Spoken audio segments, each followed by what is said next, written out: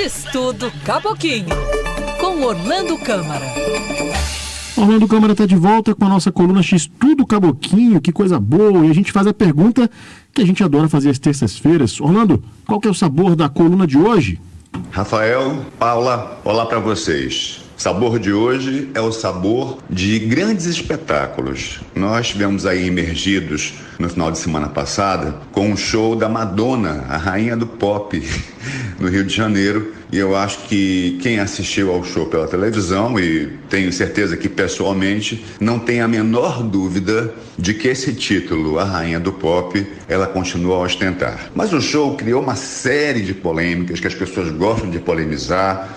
O show custou 20 milhões para o cofre público, o povo do Rio morrendo de fome. Como é que pode isso? Normalmente, quando se fala de investimentos em cultura, é assim que se trata a cultura. Como se ela fosse jogar dinheiro fora. Quando eu falo cultura, entenda-se aí cultura, entretenimento, lazer, turismo inclusive. Então, a gente sempre que fala disso, vê uma grita geral que era mais importante investir em outras coisas, gastar dinheiro à toa. Como é que o governo, com gente passando fome no Rio de Janeiro, gastou 20 milhões? Então, vamos esclarecer as coisas. Primeiro, os 20 milhões foram partilhados entre a Prefeitura Municipal do Rio de Janeiro e governo do Rio de Janeiro, com o restante do custo do evento todo pago por patrocinadores privados, inclusive bancos. Só que é detalhe importante contar nessa história de quem fala mal do show, que o evento movimentou na economia da cidade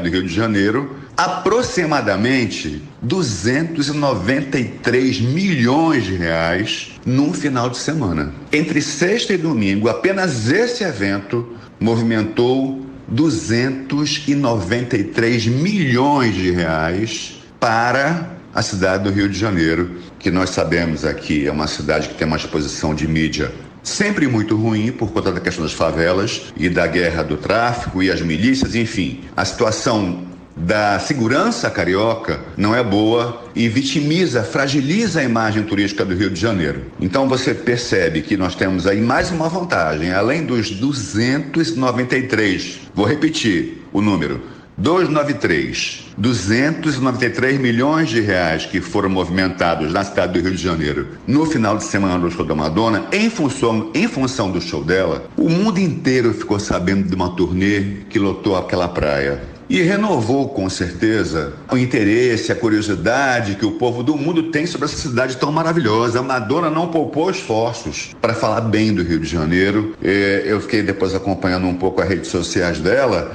e as postagens eram as melhores possíveis. Isso é um investimento. A cultura, o entretenimento, o lazer, as artes podem ser grandes investimentos. E aí eu quero transportar um pouco essa polêmica que é boba. Desculpa, eu não vou entrar na questão moral, na questão estética do que se fala ou não se fala, porque eu adorei o show e quero dizer a vocês que eu já assisti 2 shows da Madonna, pessoalmente, estando no estádio.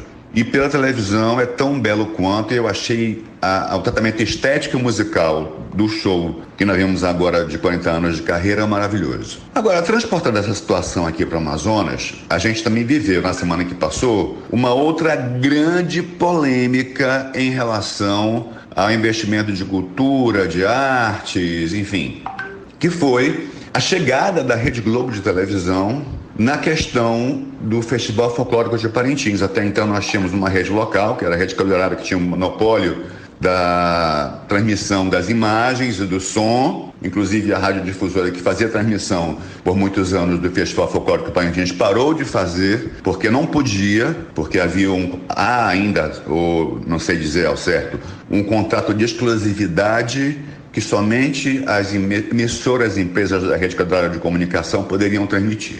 E aí teve aqueles prós, teve os contras, e eu acho que é importante a gente posicionar algumas coisas sobre o que eu ouvi. Primeiro, eu tenho a impressão que qualquer cidade do Brasil, ou qualquer estado brasileiro, gostaria de ter sim a Rede Globo de televisão investindo num evento deles. Basta você notar, por exemplo, que nós tivemos a Isabelle no Big Brother, aquilo não foi à toa, ela ter ido para a Casa de Vidro não foi à toa, com certeza. Aí nós tivemos uma festa do Boi Bumbá no Big Brother, nós tivemos o Boi Bumbá no Luciano Huck, no Mignon, em uma série de programas da Globo, que só aí renderam quanto de audiência para o Amazonas ou de comentário para o Amazonas?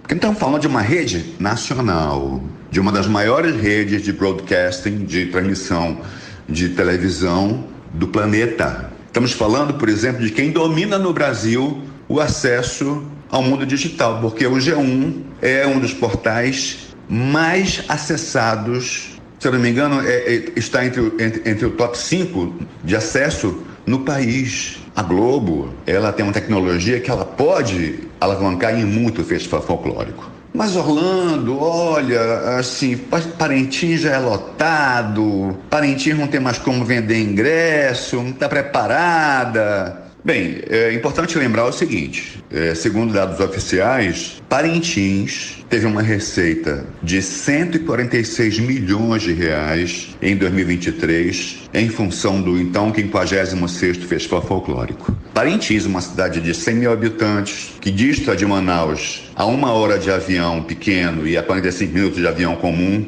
e que está a 12 horas de barco, faturou, em termos de receita, 146 milhões de reais com o festival. O preparo, não sei o que, não tem como entrar mais gente, vai afundar a ilha. Galera, eu tive a honra de, em 1995, produzir a primeira festa de Parintins, o primeiro evento da cidade de Parintins do Festival Folclórico, que não foi organizado pela então Prefeitura Municipal de Parintins e passava a ser do governo do estado, porque um novo patrocinador chegava a Parintins, que era a Coca-Cola. À época, quando se falava disso, falava-se de fazer party club, de levar VIPs, de divulgar na imprensa, aquilo parecia um absurdo, um investimento desnecessário. Mas as coisas foram se ajustando, porque é uma relação de mão dupla. A gente divulga e faz por onde também. Gera demanda, a demanda vem e a gente vai adaptando o produto. Eu me recordo, por exemplo, e aí eu também tenho a honra de dizer que eu fui um dos fundadores, um dos criadores, inclusive do nome do programa Cama e Café da Manhã, que financiou em Parintins, que não havia uma rede hoteleira consistente, os programas de Bed and Breakfast, como se fala em todo o mundo, de Cama e Café da Manhã. Ou seja, nós estamos prontos. Não estamos prontos. Vamos ficar todo dia um pouco mais prontos, porque é assim que acontece a vida. A gente tem tido aí uma expressão muito grande de Parintins, e se não der mais para caber gente durante o festival, vai surgir um outro evento lá em Parintins mesmo, um boi fora de época, vai haver uma exposição bacana do estado do Amazonas, no aspecto positivo. Tem tudo a ver esse investimento. Gente, investimento em cultura, em entretenimento, em lazer, em turismo, eles sempre são bem-sucedidos. Detalhe, eles têm uma capacidade distributiva maravilhosa, porque eles empregam pessoas que tradicionalmente estão fora do mercado de trabalho. E aí você vai ver, desde o cara que é caixeiro de bebida, que vende cervejinha gelada perto do evento, até o artesão, que nem sempre é tão valorizado assim.